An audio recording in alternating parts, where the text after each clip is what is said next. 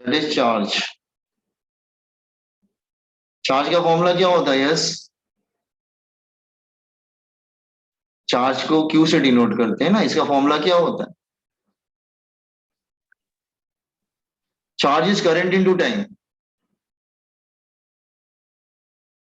Charge is current into time, formula याद है ना? Charge, current is charge upon time, तो charge is current into time. So charge is current into time, that is, तो charge क्या हो जाएगा? Q. Current के लिए हमने क्या सिंबल लिया था? आई ना? Yes. और टाइम के लिए टी। Yes sir. तो चार्ज क्या हो जाएगा? I T, it. याद करना इजी है चार्ज को।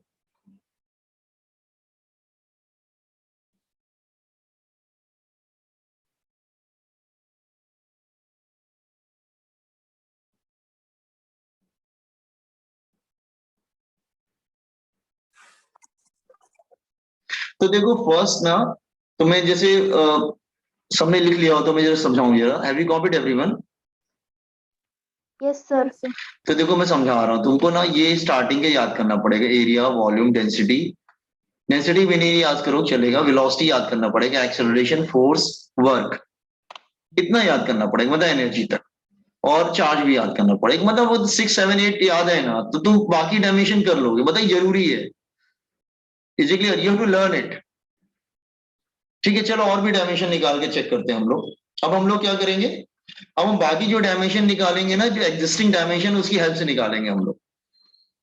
तो इसीलिए कहते हैं ना, ये याद होना चाहिए। Area L2, volume L3, density M1 L-3, velocity L1 T-2, acceleration L1 T-2, force M1 L1 T-2, energy M1 L2 T-2। ठीक है, चार्ज IT, ये याद रखना। चलो आज स्टार्ट करें हम लोग आगे। Can I proceed? Yes, sir. Yes, sir. Okay. हाँ, अब इसकी लिमिटेशन भी है। जस्ट ये just limitation, kinetic energy.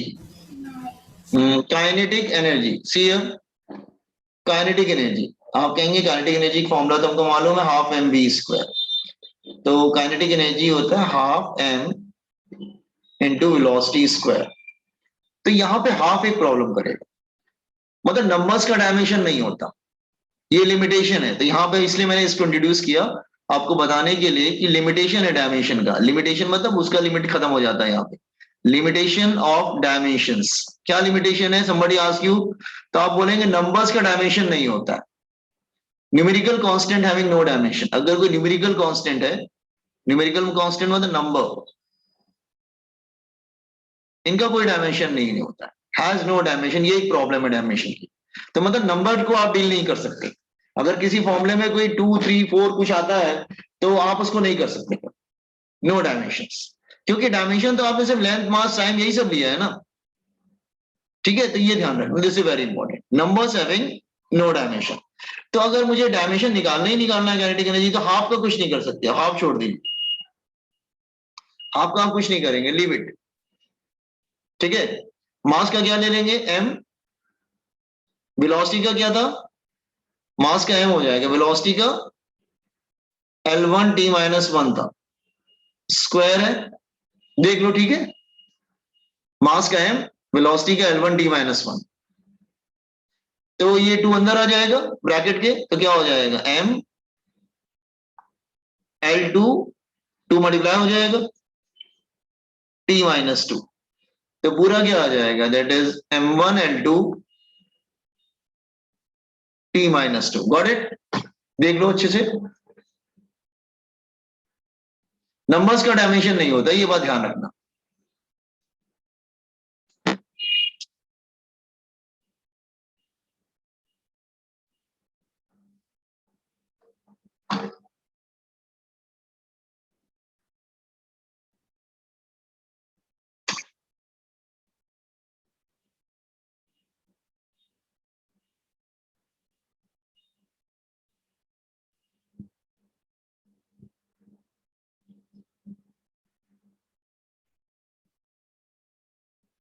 Okay, अब एक और करते हैं, पोटेंशियल एनर्जी।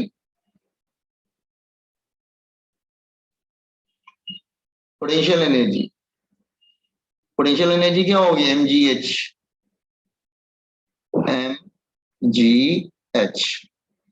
तो पोटेंशियल एनर्जी का डायमेंशन क्या होगा? मास का क्या ले लेंगे हम लोग? m।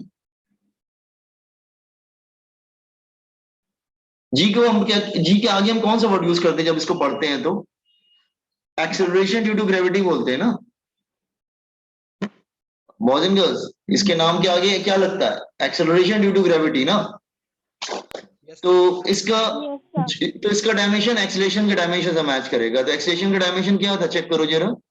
एक्सेलरेशन का डायमेंशन वही ले लेंगे हम लोग। एक्सेलरेशन और एक्सेलरेशन ड्यू टू ग्रेविटी एक ही होता है।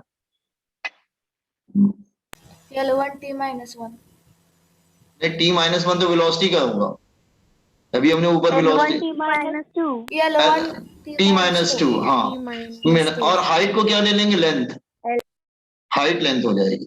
तो पोटेंशियल एनर्जी क्या आ जाएगा? That is m1 L2 t-2। तुमने देखा ना काइनेटिक एनर्जी पोटेंशियल एनर्जी का डायमेंशन सेम आया है, क्योंकि दोनों एनर्जी है ना। आपके लिए पोटेंशियल एनर्जी काइनेटिक एनर्जी अलग अलग होती है, लेकिन उसके लिए सेम होती है सब। डायमेंशन का मतलब क्या होता है कि वह एनर्जी, दैट्स ऑल। ओके। अच्छा, हम एक और फाइंड आउट करते हैं, दैट इज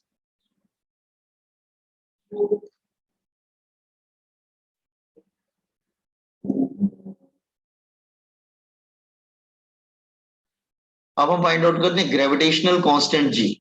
ये तो सबने पढ़ा होगा 10th में। ग्रेविटेशनल कांस्टेंट जी, कांस्टेंट जी।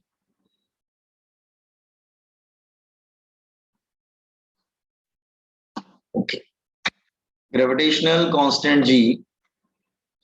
तो फॉर्मूला क्या होता है? F इज इक्वल टू जी। सबको फॉर्मूला मालूम है, मीनिंग समझाने की जरूरत नहीं है। कौन क्या होता है मुझे आपको मालूम है। अपॉन डी स्क्वायर, यही होता है ना। m1 m2 upon D square. तो जी क्या हो जाएगा? Cross multiplied F D square upon m1 m2। एक बार ट्राई करो अपने से डायमेंशन निकालने के लिए। Just here try it. Try करो जो अपने से फोर्स लिखना, फिर डी फॉर डिस्टेंस। डी तो डिस्टेंस होता है ना। Try yourself. एम मास होता है, मास की जगह एम ले लेना। देखो क्या आता है। ट्राई करेंगे आप लोग एक बार। D and they are attracting with the force F. और नीचे दो मासेस हैं, एम और एम हो जाएंगे। देखो क्या आता है लास्ट में।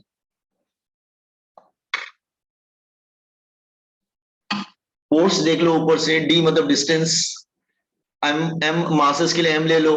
फोर्स ऊपर से देख लो, देखो पॉइंट नंबर 6 से देखो क्या आता है फाइनली।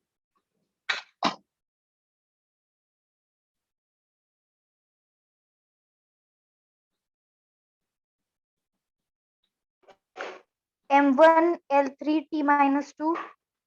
M1 L3, एक मिनट में देख लेता हूँ फोर्स क्या था। Just a minute. फोर्स था m1 l1 t-2। डिस्टेंस को तो लेंथ ले लेंगे, मास m हो जाएंगे। तो फिर यार M, it's M minus 1 L3 हाँ T ये minus आएगा 2. m1 l1 t-2 और ये l2 हो जाएगा। 2 अंदर आ जाएगा। l1 है, 2 अंदर आ जाएगा। फिर 2 m है तो ये m2 हो जाएंगे। एक m चला जाएगा तो ऊपर क्या आ जाएगा? हाँ m-1 आएगा। m-1 l3 t-2 आएगा। अब कुछ भी निकाल सकते हैं, मतलब आपको फॉर्मूला मालूम होगा ना। एक्चुअली मैं बार बार रिपीट कर रहा हूँ, ये इसीलिए रखा गया ताकि स्टूडेंट को फॉर्मूले याद हो। वो डायमेंशन पे क्वेश्चन रख देते। अब तुम सारे फॉर्मूले याद करोगे तभी डायमेंशन कर पाएंगे। ठीक है, इस लाइक दिस वे। अच्छा ओके। नाउ आपने सिर्फ 10th लेवल तक आपने सिर्फ ग्रेविटेशनल कांस्टेंट पढ़ा होगा। मैं आपको कुछ और भी कांस्टेंट समझाने की कोशिश करता हूं। ठीक है, एक होता है प्लैंक्स कांस्टेंट। प्लैंक्स पर्सन का नाम है, प्लैंक्स कांस्टेंट। काफी ज्यादा हम लोग फिजिक्स में, केमिस्ट्री में यूज करते हैं। इसके बहुत फेमस है ये। इसको एच से डिनोट करते हैं, letter h. H not for height, h for Planck's constant. ठीक है। अच्छा, इसका जो वैल्यू होता है ये लर्न, जैसे जी का वैल्यू तुम्हारा क्या होता था? 6.67 10⁻⁻11 यूनिट क्या थी? न्यूटन मीटर स्क्वायर पर केजी स्क्वायर, ऐसी थी ना जी की वैल्यू। Yes. हाँ, तो एच की वैल्यू क्या होती?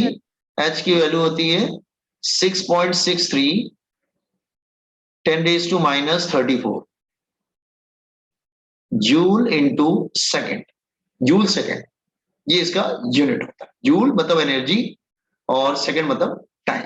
ठीक है, तो ये बहुत ही फेमस है, इसको केमिस्ट्री में, न्यूक्लियर फिजिक्स में, फिर पूरे फिजिक्स के मॉडर्न फिजिक्स में, ठीक है, हर जगह इसको यूज करते हैं, बहुत ज्यादा यूज होता है, इसलिए हमने इसको इंट्रोड्यूस किया। तो आप इसका डायमेंशन निकल, वैल्यू तो ठीक है, आपको वैल्यू तो बाद में लर्न कर लो, वो अभी तो हमारा न्यूमेरिकल नहीं करना है मुझे। तो एक काम करिए, डिपेंड करता है जूल और सेकंड पे। ये किस पे डिपेंड करता है? Joule second. तो जूल क्या है? एनर्जी है ना, जूल तो एनर्जी है, सर हाँ। और Yes, sir. सेकंड तुम्हारा टाइम है। तो टाइम को तो मैं टी लिख दूंगा, उसमें प्रॉब्लम नहीं है। एनर्जी में, अच्छा एनर्जी ले लेते हैं ना, काइनेटिक एनर्जी, पोटेंशियल एनर्जी, सब एनर्जी का डायमेंशन एक ही होता है ना। तो काइनेटिक पोटेंशियल कुछ भी ले लो, वर्क डन सबका डायमेंशन सेम होता है। तो ध्यान देना, देखो ध्यान से, मैं इधर लिख रहा हूं साइड में, जितनी भी एनर्जी होती है ना, energy what ever the energy, चाहे वो वर्क हो, चाहे कुछ भी हो, एनीथिंग, इंक्लूडिंग वो काइनेटिक एनर्जी हो जाए, या फिर पोटेंशियल एनर्जी हो जाए, या फिर हीट एनर्जी हो जाए, सब एनर्जी का डायमेंशन एक ही होता है। क्या? m1 L2 T-2। आप चेक करेंगे ना, सबका यही डायमेंशन होता है, जितनी भी एनर्जी होती है सबका यही डायमेंशन होता है। तो एनर्जी का डायमेंशन आप रख दीजिए, एनर्जी और टाइम। तो एनर्जी क्या आ जाएगा? That is m1 L2 T-2 हमने कर रखा है ऊपर, और टाइम t ले लेंगे। तो प्लैंक्स कांस्टेंट का डायमेंशन क्या आ जाएगा? That is m1 L2 T-1। ठीक है, तो इस तरह के बहुत से कांस्टेंट बनते हैं। ठीक है, तो हमने एक नया कांस्टेंट आपको इंट्रोड्यूस किया, काफी इंपॉर्टेंट है। ठीक है, competent this one also. Gravitational constant तो शायद आपने कॉपी कर लिया होगा सबने। Yes, sir. अच्छा, ये ध्यान रखना, जितनी भी एनर्जी होती है सबका डायमेंशन सेम होता है।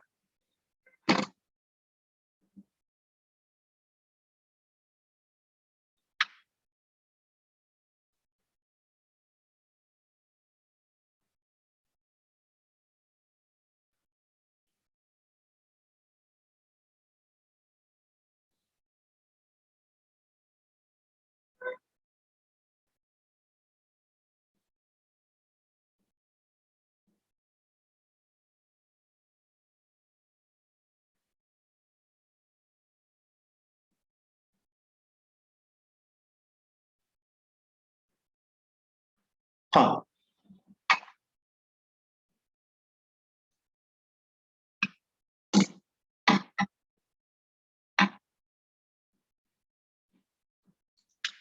अच्छा, अब एक और कांस्टेंट इंट्रोड्यूस करते हैं। हम्म, उसको बोलते हैं गैस कांस्टेंट। उसको कैपिटल आर से डिनोट करते हैं। ये गैस कांस्टेंट हम लोग यूज करते हैं थर्मोडायनेमिक्स में, और थर्मोडायनेमिक्स मतलब हीट वाले चैप्टर्स में यूज करते हैं, थर्मोडायनेमिक्स और kinetic theory of gases, heat वाले चैप्टर्स में यूज करते हैं इसको। तो गैस कांस्टेंट की वैल्यू होती है 8.314 जूल पर मोल पर केल्विन, ये होता है जूल पर मोल पर केल्विन। ठीक है, 8.314 जूल पर मोल पर केल्विन। तो इसका मतलब, इसका जो डायमेंशन है वो किस पे डिपेंड करेगा? जूल मतलब एनर्जी, जूल, मोल और केल्विन। इसका मतलब इसके किस पे डिपेंड करता है? एनर्जी पे डिपेंड करता है। मोल तो ठीक है, वो अमाउंट ऑफ सब्सटेंस हो गया, मोल पे डिपेंड करेगा, कोई प्रॉब्लम नहीं है, मोल को तो MOL लिख देंगे हम लोग। केल्विन मतलब टेम्परेचर पे डिपेंड करता है। ठीक है, ये ठीक है। तो हम लोग फिर इसका डायमेंशन लिख सकते हैं। एनर्जी का डायमेंशन तो हमने पता है, सारी एनर्जी का डायमेंशन सेम होता है, m1 L2 T-2। मोल का तो MOL लिख दो, उस पर कोई प्रॉब्लम नहीं, मोल का कुछ खास नहीं होता है, कुछ नया नहीं बनाया गया है। टेम्परेचर के लिए K यूज करते हैं ना, केल्विन। तो ये कितना आ जाएगा? That is equal to m1 L2 T-2 K -1 MOL -1। काफी लेंथी डायमेंशन आ जाता है इसका। देख लो, समझ लो, जस्ट सी, चेक इट।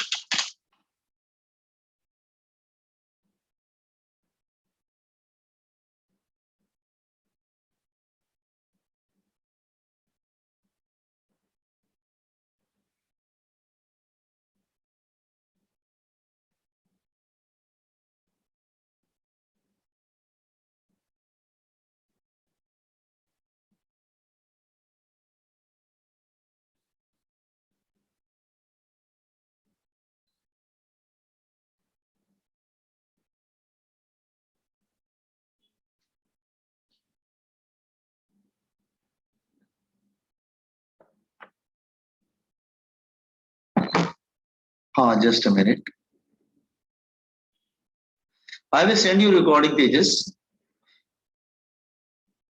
हाँ सर, ओके।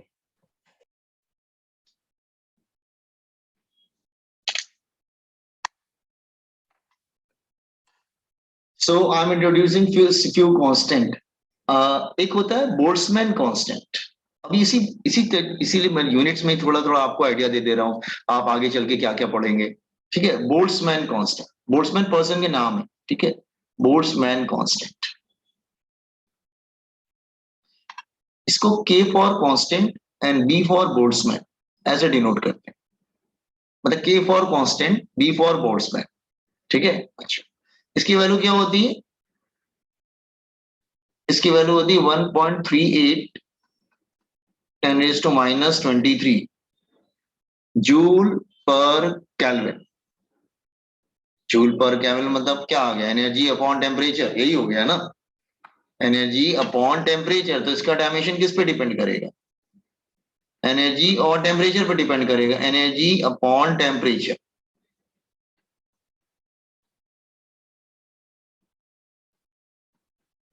टेम्परेचर के लिए हम लोग ये यूज कर लेंगे, एनर्जी तो हमको मालूम है, इसीलिए कहते हैं एनर्जी बहुत इंपॉर्टेंट होता है, क्योंकि एनर्जी बहुत से फॉर्मुलेज में आता है।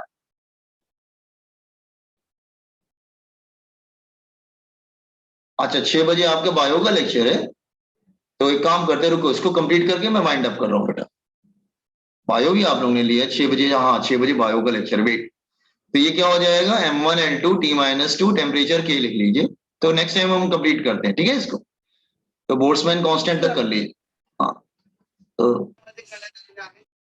तो M1L2 K-1। सो तो नेक्स्ट टाइम ना इसको हम कंटिन्यू करते हैं। आज जिनका बायो का लेक्चर है बायो में चले जाए, ठीक है। तो आज हम यहाँ पे स्टॉप करते हैं, ठीक है, नेक्स्ट टाइम कंटिन्यू करेंगे boys and girls. Okay, Yes, sir. ठीक है, ओके Okay, चल, sir. ओके चल, बाय। Thank you, sir. Thank you very much, thank you, Thank you, sir. Thank you so much, thank you.